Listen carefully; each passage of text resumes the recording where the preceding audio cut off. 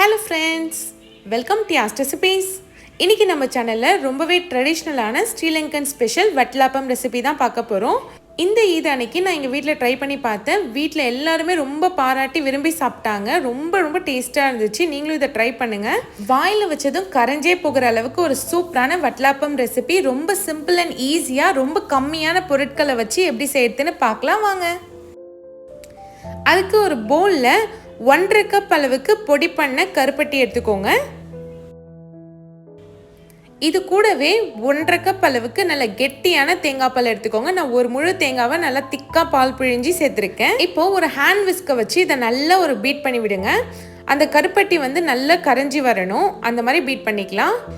இது ஒரு 5 நிமிஷம் போல் ஆகும். நல்லா கை விடாமல் மிக்ஸ் பண்ணி விட்டுட்டே இருங்க. கொஞ்ச நேரத்துலேயே நல்ல கலர் கொடுக்க ஆரம்பிச்சிடும். பாருங்கள், நல்ல கலர் கொடுக்குது. இந்த அளவுக்கு நல்லா கலர்ஃபுல்லாக இருந்தால் தான் நமக்கு வட்லாப்பம் வெந்து வர்றப்போ நல்லா கலர்ஃபுல்லாக இருக்கும்.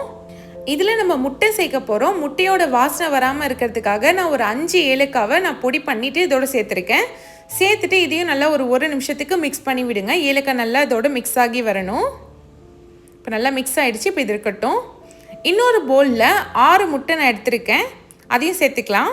1.5 கப் கருப்பட்டி, 1.5 கப் தேங்காய் பாலுக்கு 6 முட்டை ரொம்பவே கரெக்டாக இருக்கும். இப்போ ஒரு ஹேண்ட் விஸ்க் வச்சு இதை நல்லா பீட் பண்ணி விடுங்க. எந்த அளவுக்கு நீங்கள் அடிக்கிறீங்களோ அந்த அளவுக்கு வட்லாப்பம் நல்லா சாஃப்டாக நமக்கு கிடைக்கும். நல்லா மேலே அந்த நுரை வரணும். அந்த மாதிரி பீட் பண்ணி எடுத்துக்கோங்க. இப்போ பார்த்தீங்கனாலே தெரியும், நல்லா நுரையாக இருக்குது. இதில் நம்ம கரைச்சி வச்ச கருப்பட்டியும் தேங்காய் பாலையும் சேர்த்துக்கலாம். சேர்த்துட்டு ஒரு 2 நிமிஷத்துக்கு இதை நல்லா மிக்ஸ் பண்ணி விடுங்க. எல்லாமே நல்லா ஒன்று சேர மிக்ஸ் ஆகி வரணும். பாருங்கள், நல்லா கலந்தாச்சு. இப்போ ஒரு ஸ்டெய்னர் வச்சு இதை நல்லா வடிகட்டி எடுத்துக்கோங்க. எந்த திப்பியும் இல்லாமல் வடிகட்டி எடுத்துக்கலாம். பாருங்கள், நல்லா வடிகட்டி எடுத்தாச்சு. எந்த அளவுக்கு திக்காக இருக்குன்னு பாருங்கள். இந்த அளவுக்கு நல்லா திக்காக இருந்தால் தான் நமக்கு வெந்து வர்றப்போ நல்லா சூப்பராக இருக்கும்.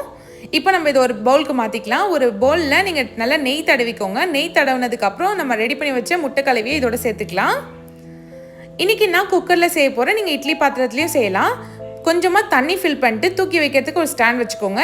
இப்போ ரெடி பண்ணி வச்ச முட்டை கலவையை சேர்த்து மேலே மூடி போட்டு வேக வைங்க. இல்லைனா அந்த தண்ணி எல்லாமே உள்ளே போய் வட்லாப்பம் ஒரு மாதிரி சொதன்னு ஆகிடும். இப்போ குக்கர் மூடி 5 விசில் வச்சு எடுங்க. இதை ஒரு 2 மணி நேரத்துலேருந்து 3 மணி நேரம் டிஸ்டர்ப் பண்ணாதீங்க. அதுக்கப்புறம் ஓப்பன் பண்ணிவிட்டு கட் பண்ணுங்க. ரொம்பவே சூப்பராக பர்ஃபெக்டான வட்லாப்பம் நமக்கு கிடைக்கும்.